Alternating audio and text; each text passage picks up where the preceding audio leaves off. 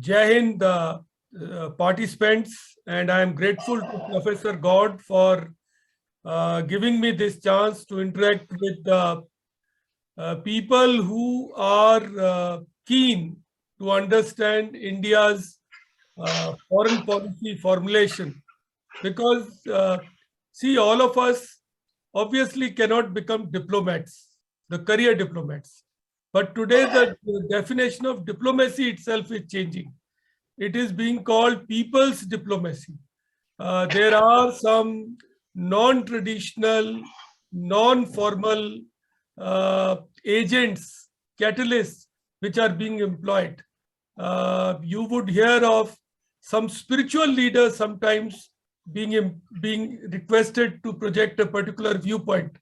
And if you go back in history, you will recall that one of our prime ministers, I think Narasimha Rao, utilized the acumen and persuasive power of Atal Bihari Vajpayee, leader of opposition. He was not the foreign secretary. He was leader of opposition. But he went there and articulated India's position. And he delivered a very potent and a subtle message that India is united. This is a national policy. This is a bipartisan kind of an approach which has consensus. So, my friends, today we are dealing with an issue of terrorism. And if you are looking at India's national security and foreign policy, and today it is, see, national security also, many of you would wonder, is it concern of only soldiers? No, that's not correct. See, some of our NSAs, earlier one like Brijesh Mishra, like J.N. Dikshit, like Shiv Shankar Menon, have been diplomats. And then we have got security personnel in between, Mr. Narayanan, and now we have got Ajit Doval. So they are security personnel.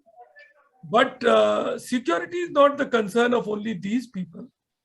Today, it also includes well-being and health.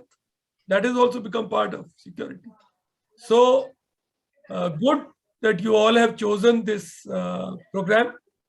And when you're looking at it, sometimes the thought may come to you, what do I have to do with this? But no, as an opinion maker, even if you are in any profession, you attend a seminar, a conference, a deliberation, a social media interaction, the way you put across the position of our country, that makes a difference. That is also part of diplomacy. So, first thing that you all have to understand is that what is basically terrorism. When you will hear this term, you will hear a juxtaposition of terms like terrorist, insurgent, militant, extremist, and you will also hear of proxy war. Now, what is terrorism? If you look at dictionary, it says killing of ordinary people for political purposes. That is basically terrorism as defined in the Webster dictionary, which is a very respected dictionary. But what does Department of Defense feel about it? Department of Defense of United States. See, we Indians are very reticent to put out definitions, and we have our definition I have, but it's not so cogent. So I thought I'll bring this definition to you, which says the calculated use of unlawful violence. It's a calculated. The person has applied his mind. It's not incidental. He is using unlawful violence, not lawful violence, not in right to self-defense. He's using unlawful violence or threat of unlawful violence to inculcate fear. Terrorism, the basic criteria or acid test is that it generates fear, it psychologically paralyzes the other party. It is intended to coerce or to intimidate governments or societies in the pursuit of goals that are generally political, religious, or ideological. It's a very interesting definition. It is, and you must reflect on it. It's calculated. The person has applied his mind. It's not incidental. It is use of unlawful violence, not right of self-defense. It is that you have chosen to pick up weapon. It could be even the threat of it, that you want to coerce somebody, you want to force your viewpoint, and that is classified as terrorism, which is for purpose of political, religious, or ideological. Now, terrorism is basically a method. But what is insurgency? Insurgency is a movement. Terrorism is method. Insurgency is a movement. I can, if there is a problem which is going on in J&K, it is insurgency which has got terrorism built in as a method. Some people are using terrorism, and largely it is terrorism being used. In Northeast, we have insurgency, separatist movement. You will also hear of this word separatist. Yeah, I told you it's a juxtaposition of terrorist, insurgent, militant, extremist, separatist. All these terms will come as a kind of a bouquet, a foul-smelling bouquet of rotten flowers in a way. So here, insurgency is a kind of a movement. It's a terrorism is a method.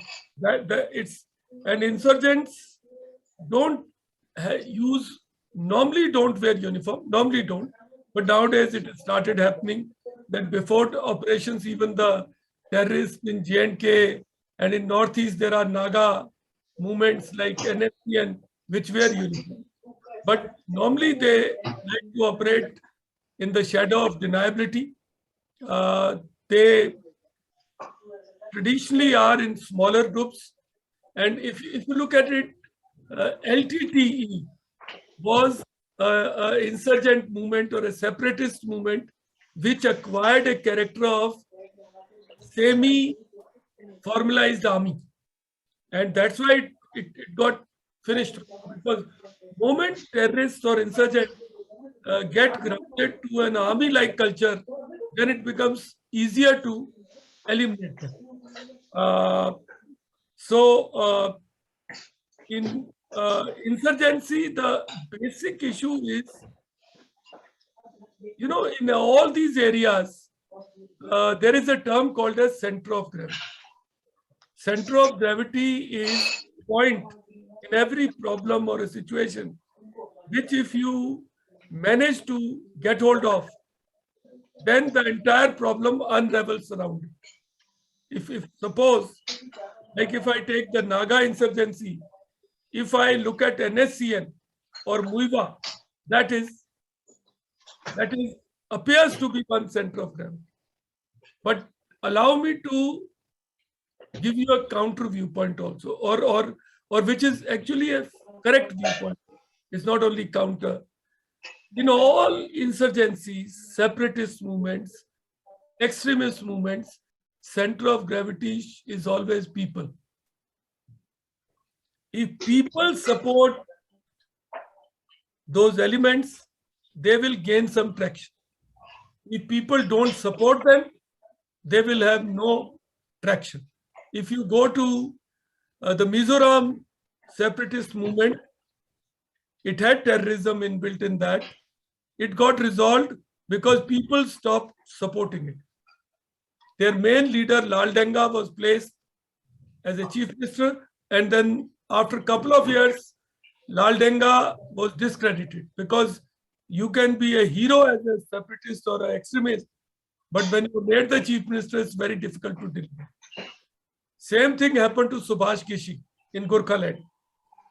And if you look at Punjab problem, there also, when the people stopped supporting them, their cause ran out of steam, then that dissipated. So in all terrorism, in all insurgency, in all separatism, the center of gravity Indian concept is always the people. So people have to be won over and more. And like say, terrorist is like a fish in the water. For fish to survive, it needs water. For a terrorist to survive, he or she needs the support of population. They have to sort of keep those people hidden, protected, give them sanctuary, give them hideouts. You see in J&K, they hide in various houses. They have caches of arms.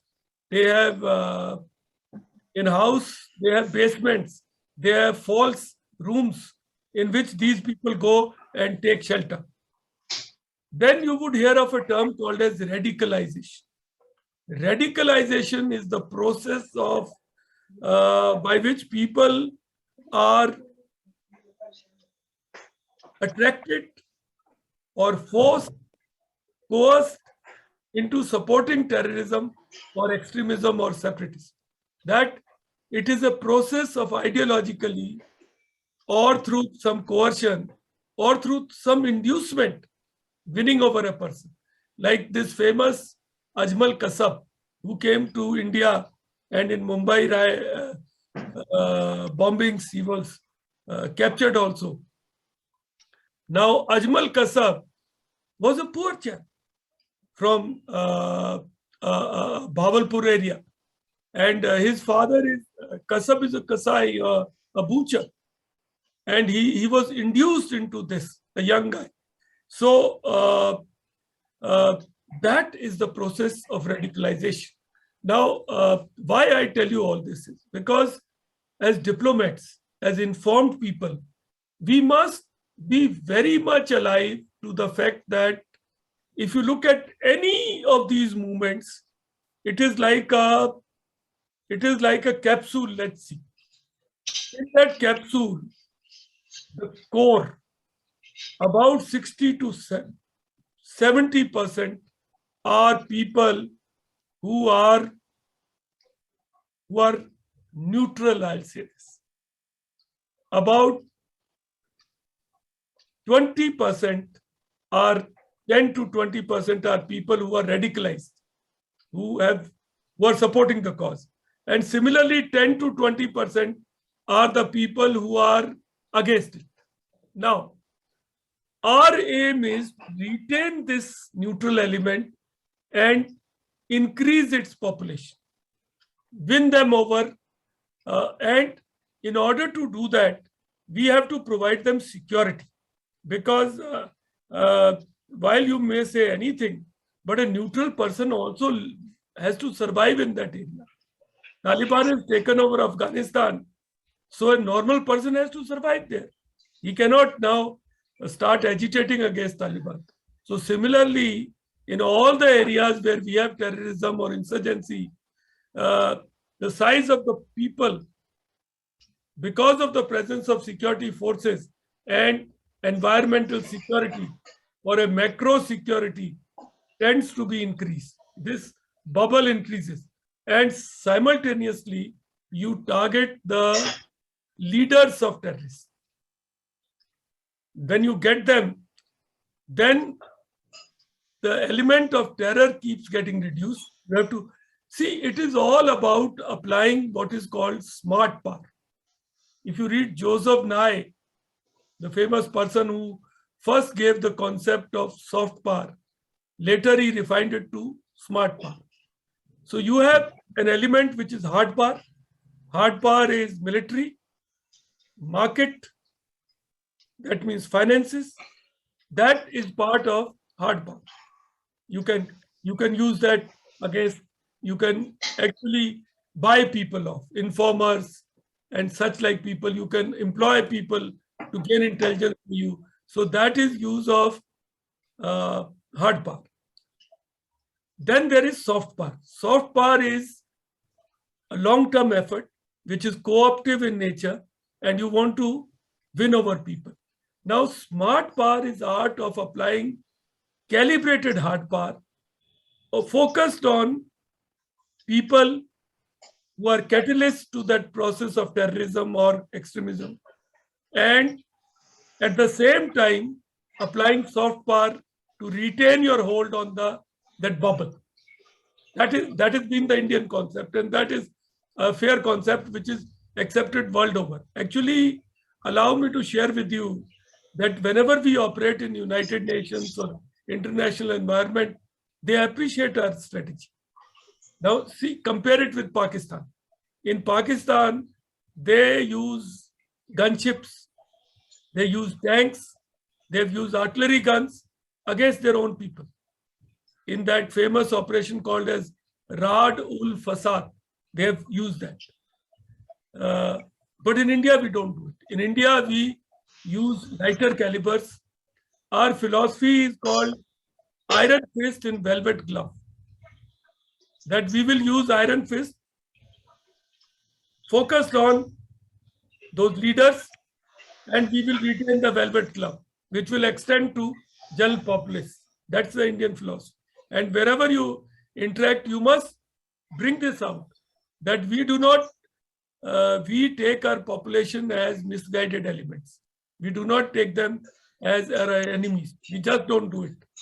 It is very different from what America has done in Afghanistan. They have sat in the desert of Arizona.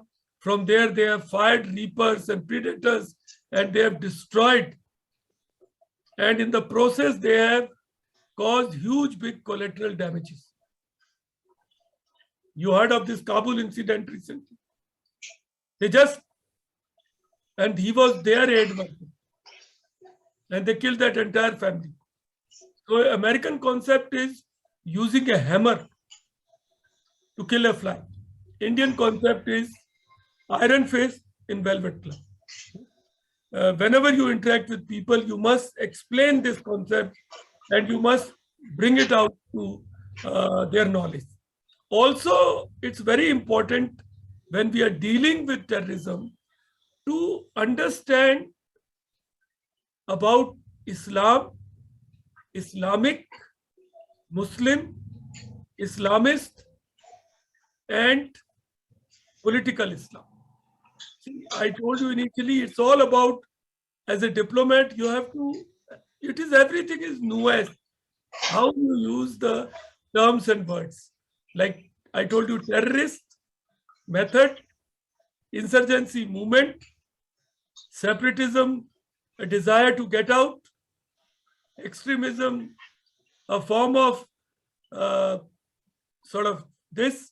And where I missed out, that's why I wanted to come back over here, is proxy war. Proxy war is being prosecuted by Pakistan in J&K. And it has been done repeatedly. In 47, they brought what is called as Qabailis. There was one Colonel Tariq who called himself as General Akbar, and he launched these Qabailis. And they raped, looted, plundered. And because of that, they slowed down, thank God, and our army could get deployed and we could retrieve the situation. Similarly, if you look at it, in 1965, they again tried this stunt. And this time, they got these people and they called them as task forces, Salahuddin, Ghaznavi, and Babar, and all these names they gave of raiders, and they launched them. And this was called as Operation, I am forgetting the name, I think Grand Slam. It was launched by them. In 71, in Bangladesh, they misused Razakars. So this is their philosophy of proxy war.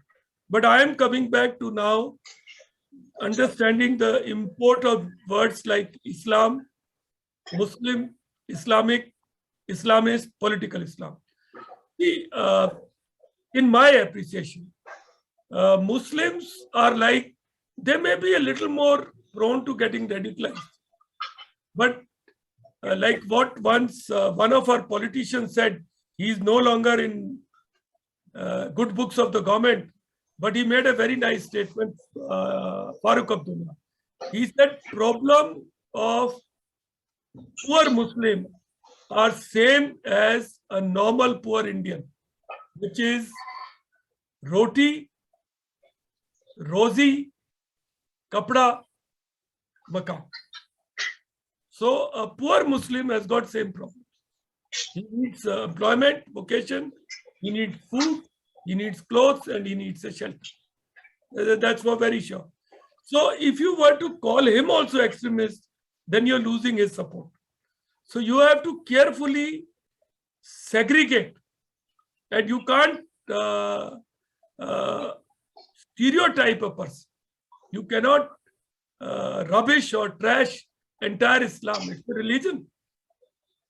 And in world, let me tell you, about 20% are Muslims. In India, there are 15%. Every fifth person in world is a Muslim. Will you throw them out? Where will you throw them out? In India, every sixth or seventh person is a Muslim. And they have very fine arts and crafts. You check tomorrow, if you're getting any construction done, your tile layer, your carpenter, your tailor, they have such vocations. And so the trick lies in separating the two things out. Islamist is one who follows political Islam, which is he has been radicalized and he is misusing. While he calls himself a jihadi, but actually he's a fasad. In Pakistan also they call him fasad. If you read this book written by M.J. Akbar, The Shade of Swords, if you want to understand this concept, please read this book, The Shade of Swords, which is written by M.J. Akbar. And there he explains that it's not jihad, it's fasad. And Pakistanis have picked up that word. And Abu Bakr, who was the second caliph of Islam, he had laid down that first you have to win Akbari jihad. Akbari is a bigger jihad which is inside you. You have to purify yourself. If you start doing it, you'll spend entire lifetime doing it. And then you can prosecute Ashgari jihad. And while doing jihad, you can't do senseless killing, can't even uproot a plant, can't kill any animal without any reason. You have to have a reason. And overthrow of governments is not part of jihad. It is stated there. You read it. So every time you have a discussion with somebody, please educate him on this. And when you deal with Islam, deal with various layers of Islam. There are Sufis, there are Ahmadiyas who are not even taken as Muslim in Pakistan. There are Shias. Shias are very moderate. There are Bohras, part of Shias. So understand Islam. If you have to, in this dialogue, it is very important to understand Islam and not go about branding people. As a diplomat, you should certainly not. As an informed citizen, you should not do. You should only focus on those people who are out to spread terrorism or extremism. And also, terrorism today has various shapes. There is cyber terrorism. There is nuclear terrorism. There is chemical terrorism. There is a bioterrorism. People are saying release of this coronavirus is a form of bioterrorism. And there is, we earlier spoke of religious, regional, linguistic, ideological. Those are conventionally taken as categories of terrorism. But today it is transcending into domains of cyber, into the regional nuclear even, there can be dirty bomb. And it will also transit to space. Wait and see, space terrorism will also come into being. Another thing which you need to discuss whenever you are in various fora, there is a feeling world over, and it's a natural tendency that my terrorism is not your terrorism. So some people say this is good terrorism, this is bad terrorism. Like America, when it was in cahoots with these mujahideens, called them as good terrorists. When Taliban was being sort of given some kind of this thing, So some people in the Western media were saying they are uh, people who are little extra motivated. So this is no, you can't classify just because they don't target you. You can't call somebody a good terrorist or a bad terrorist. A terrorist is a terrorist. That's what India has been saying. So to see, the problem is today's terrorist may be tomorrow's freedom fighter. That's the problem. Lal Denga was a terrorist in Mizoram and he became a chief minister. Subhash Singh was a terrorist for India and he became a chief minister. Similarly, Bhagat Singh, Chandrasekhar Azad, you go to your history. Even Britishers called first war of independence as mutiny. They still call naval struggle as naval mutiny. So your terrorist can be my freedom fighter. Subhash Bose, after Second World War, because he was hobnobbing with Nazis, Hitler and Japanese, both who were on the list of, there were war crime trials against those people. The British media and historians did not give him his due. They held him accountable for it. It is now that we are reinventing the history. Just think about it like this. So it's not that if you classify somebody as terrorist today, don't get surprised tomorrow if he sit next to you as a chief minister of a state. That can happen if he struggles in his mission, if he succeeds in his mission. So understand the nuances of terrorism and how it unfolds, because it is into a political domain. But this is my view. We must remain very firm on certain aspects like war crime kind of things, and we must hold people accountable. Otherwise, people will take the benefit of going there and coming back. People will easily pick up weapons. That's why, allow me to digress from this subject. When on social media, people are today talking that India got freedom struggle. India got freedom not because of Gandhi, but because of Netaji, because of Bhagat Singh, because of this and because of the naval struggle and all this. Are we advocating to our future generation that don't follow non-violence? That will not succeed and take this path of violence. Imagine the chaos that will get unleashed within India.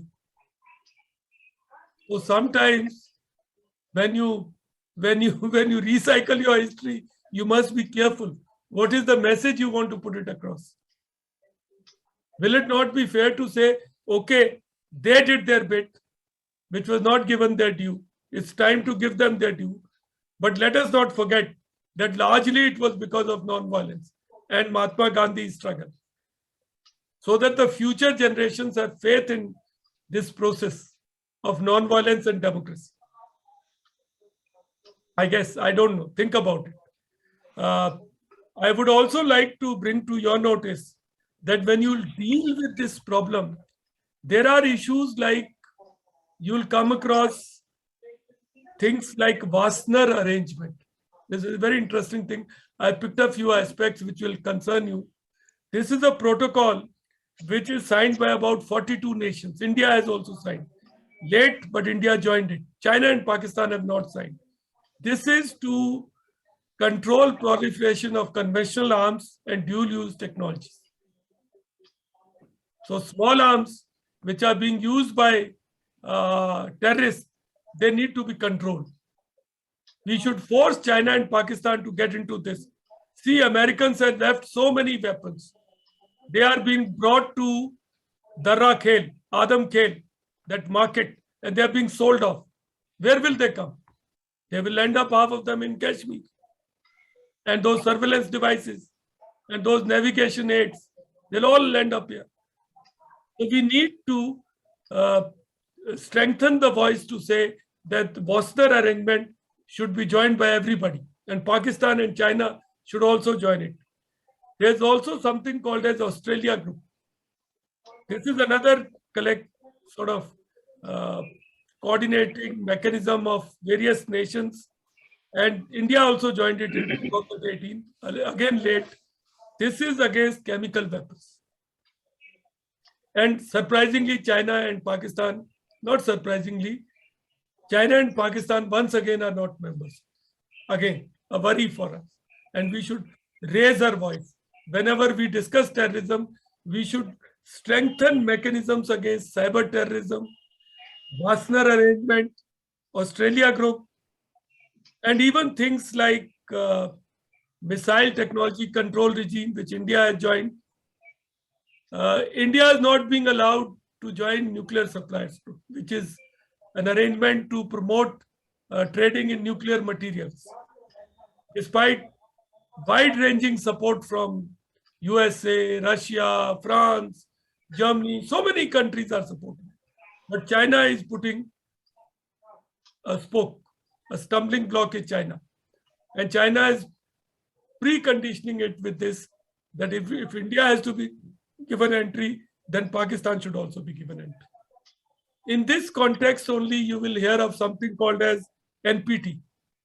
Do read about it. India is not a member of it. Pakistan is not a member of it. Israel is not a member of it. These are nuclear nations, not a member of it. Because India believes in a concept that vertical proliferation, that is number of nuclear warheads, needs to be capped before targeting horizontal proliferation. And guarantees have to be given to non-nuclear countries that they will not be targeted. So that is the Indian approach in this. You will also hear of something called as Financial Action Task Force.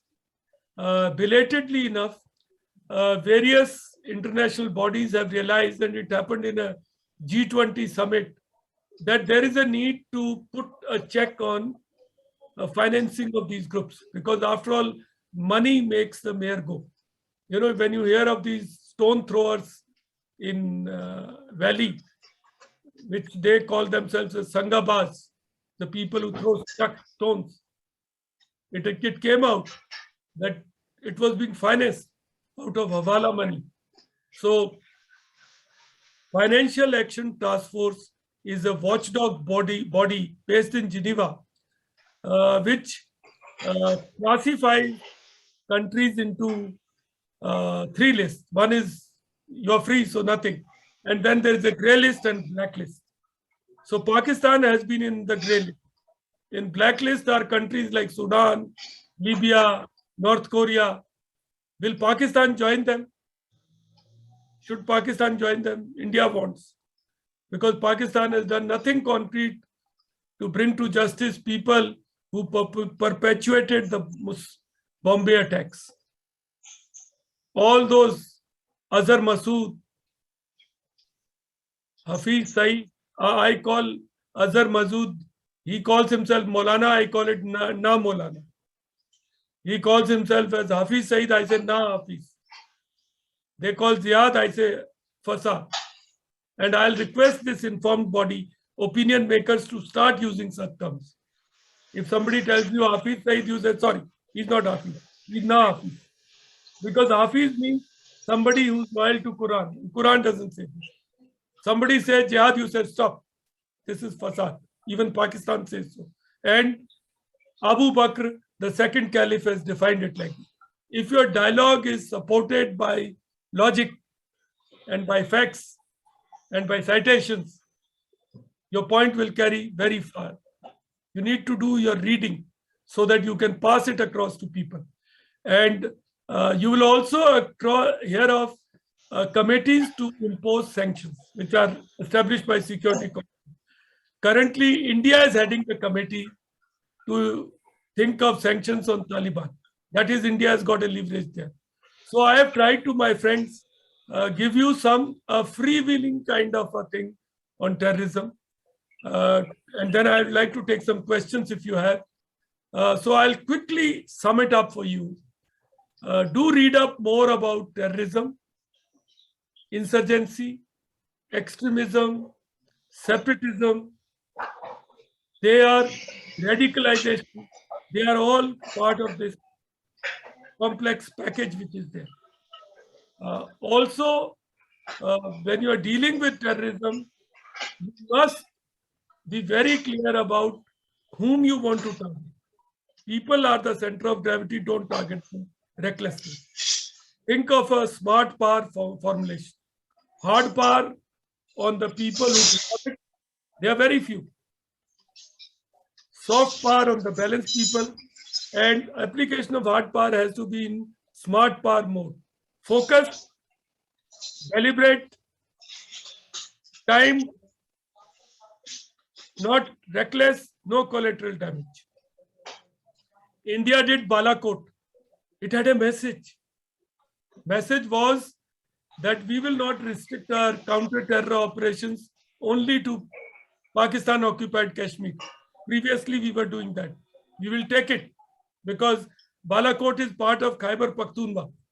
So we will take it anywhere in Pakistan. That was one message. Second is we'll only target in terrorists. We are not targeting normal Pakistani population. And we will get at their training facility. So such kind of messaging is very, very important. Do read about various strands of Islam, and like if I was to, I'll come to in the close, I'll give you that example when I close. Do read about various arrangements which are there. Reflect on iron fist in velvet glove. What is India's approach? And let me close this discussion before questions by giving you a practical example of how I wrote my dissertation in National Defense College. It's a one-year course. So I had to write a MPhil dissertation. In my high command course, I had written a dissertation on countering Islamic fundamentalism by forging strategic linkages with Iran and Central Asian republics. Sorry, I will repeat my topic. Combating, not countering, combating Islamic fundamentalism by forging strategic linkages with Iran and Central Asian republics.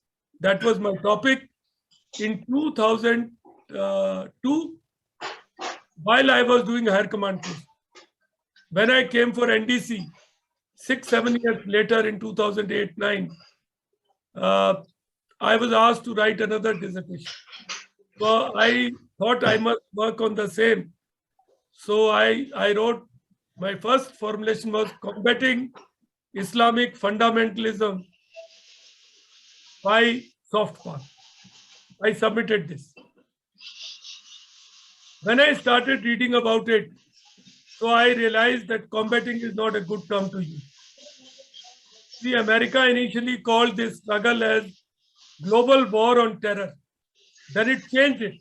It started calling it GSAFE, Global Struggle Against Violent Extremism. America had to nuance this name of the operation. So I said combating is not a good this thing. So it doesn't give positive vibes. So I said managing. So I asked for change. And every time you change your topic, you have to submit an application. And my guide was from Army. And my guide was a famous personality called as G.D. Bakshi. You see him on TV with his mustaches. So G.D. Bakshi told me, KJ, Army's first principle of war is selection and maintenance of aim. You selected an aim and you are not maintaining it. I said, sir, but I have read, so please allow me to change it. So reluctantly he agreed. He said, okay, I'll send your application to university. Now, second thing I saw is Islamic is not a correct thing. There's nothing wrong with Islam. Islam is a religion. So I made it Islamist. Even Americans use the term Islamist or political Islam. So I submitted second change. Again, there was up and down, but he agreed. I convinced him. The third change I asked for is, instead of fundamentalism, I said extremism. Because fundamentals of all religion are not bad. In my religion, it is Kada, Ganga, Kacha, Kirpan, Kesh. I also have to pray 3 times or 4 times in a day. So what do Muslims have? Muslims have Salat, Sabam, Shahada, Hajj and Zakat. So you pray 5 times in a day, you fast 40 days for 30 days for your Roza. But we also have chillas, we also have Navratra fast, we also pray Subah ki Aarti, Sham ki Aarti. So you Zakat, every religion says Zakat. He goes to Hajj, you go to Hardwar.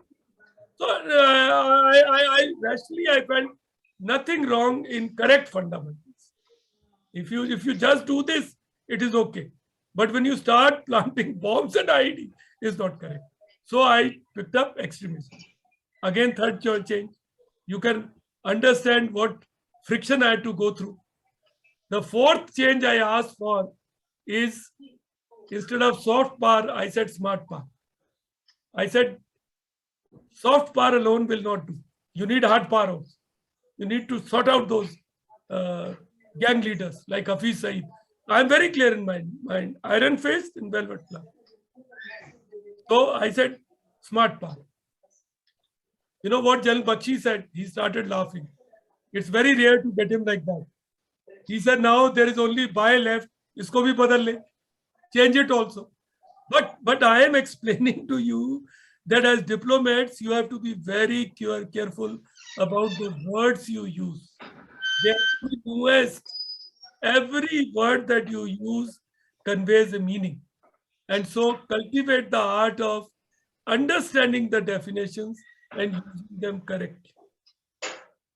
That is sum total of your discovery into projecting India's viewpoint on terrorism or understanding India's policy on terrorism.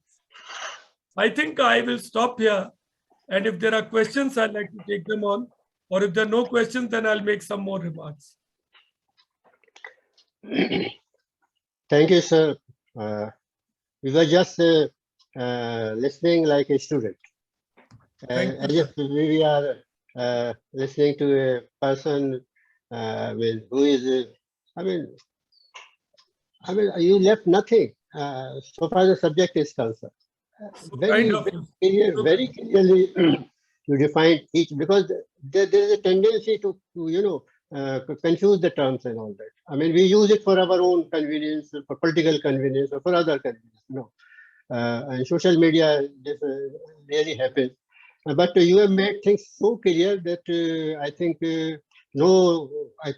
sensible person would think of some other meaning to these terms and all that. So now I ask the participants, and today I would also like to join and thank it. I mean, I would like to welcome a new participant, Akhil. I think he is there. He is working for his doctoral degree and doing in defense studies from Kanpur University. He has joined today. We welcome him. So now the participants are free to engage General Singh. He is at your disposal. We have invited him. We have troubled him. So please go on. Sir, could I ask a question, sir? Am I audible? Yeah, you are audible. So firstly, sir, I have a comment and a question.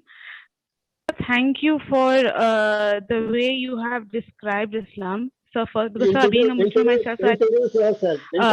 Yes, sir. So my name is Aniba Junaid, and I am doing my master's in political science from the University of Calcutta.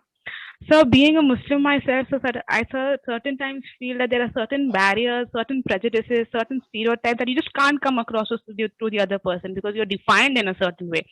So thank you. Firstly, I'm beyond grateful for the way you explained Islam. I haven't heard somebody in the academic field do it this well. I mean.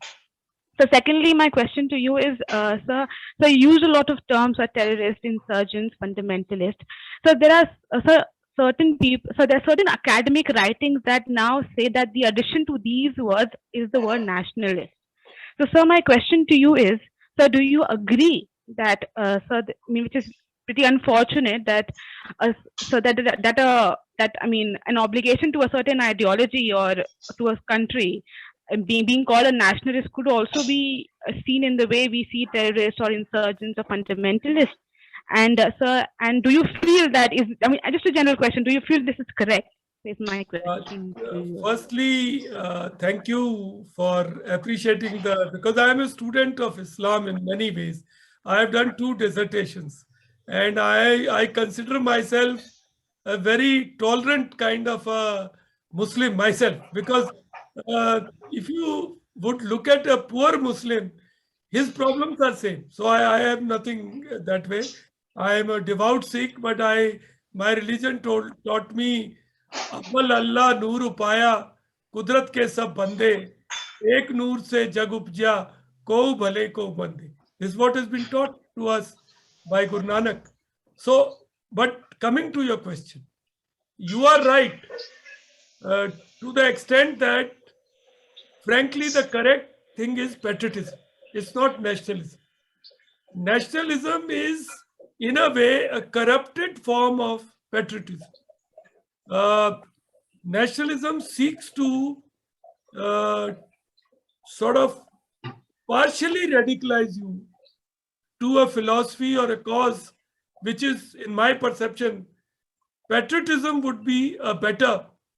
See, after all, what is today this debate is going on, and I'll be well advised not to take a call, but I would take a call as an academician.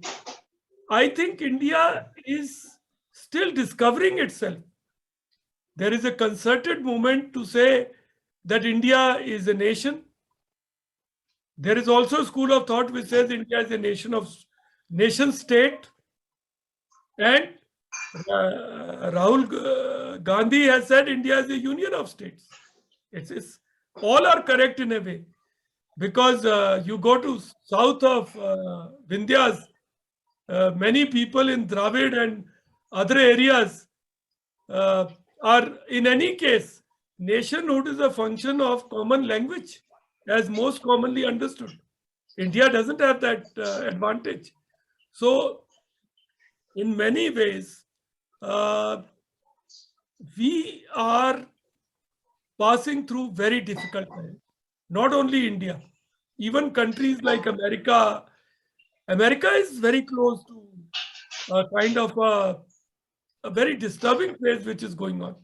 So it's time that we tone down these things. We look to tolerate each other more. And I will leave it at that. And I'm worried like you are. I'll leave it at that. Yes, next question.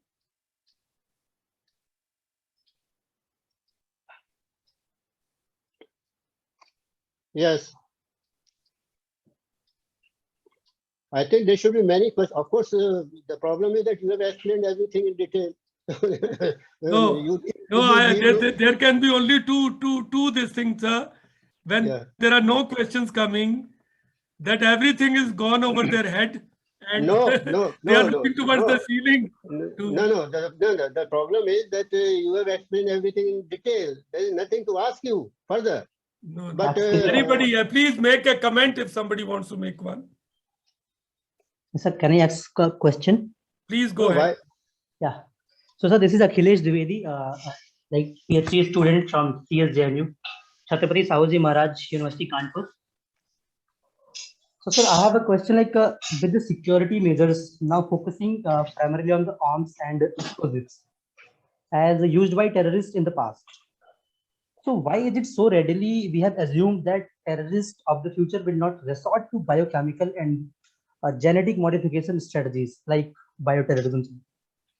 No, but we have not believed like this, Akhilesh. We feel that this is a very potent threat and we should be one step ahead of it. See, what happens is, terrorism is a facet in which a person redefines himself for survival or herself. Like, see, there was a school of thought that most terrorists come from madrasas. Is that correct? No, it's not correct. No, sir. Because India's first, India also believed that India doesn't have any terrorists.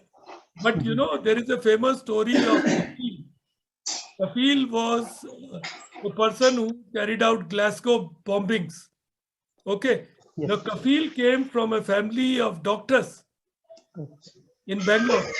and parents had worked in Saudi Arabia, and they were both engineers. And there is this concept of lone wolf terrorists. Mhm. They are the biggest threat because he is not recruited, he is self-motivated, he is self-trained on internet, he doesn't need finances. There is this story of an IT engineer in Pune Mhm. so I am with you, Akhilesh. We have to be careful because this will certainly get into the domain of dirty bomb. It will get into the cyber. It is already happening. Fiscal terrorism is taking place. People are putting down exchanges. So there are concurrent measures of data localization so that you keep all your data within your country so that it's not misused. There are cyber task force. There are like there is this Australia group. There is also a treaty on use of mines and IEDs. So Mhm. such like arrangements are being put on. But Akhilesh, wonderful question, and that is the threat of the future. We have to remain alive to it. Thank you, sir. Yes, And sir, next. one more question. I have a childish question here. Yeah, So go on. how and why did radical Islam embed itself in the tribal areas only? No, it's not in tribal areas. It is all over. It's in Europe also. Okay. Why do you say the only tribal areas? It's in Belgium, it's in Netherlands, it's in France. It is all over. So if we Because see, take I'll tell you consideration one India, thing. sir. See, Islam, the thing is, Mhm. the religion has certain amount of appeal. You can't, Mhm. let's, if you want to tackle a problem, you can't tackle him by saying that tu achut hai. Mhm. You're untouchable. No, no, no. You have to get into the problem to address it. You tell me, why should Cassius Clay become Muhammad Ali?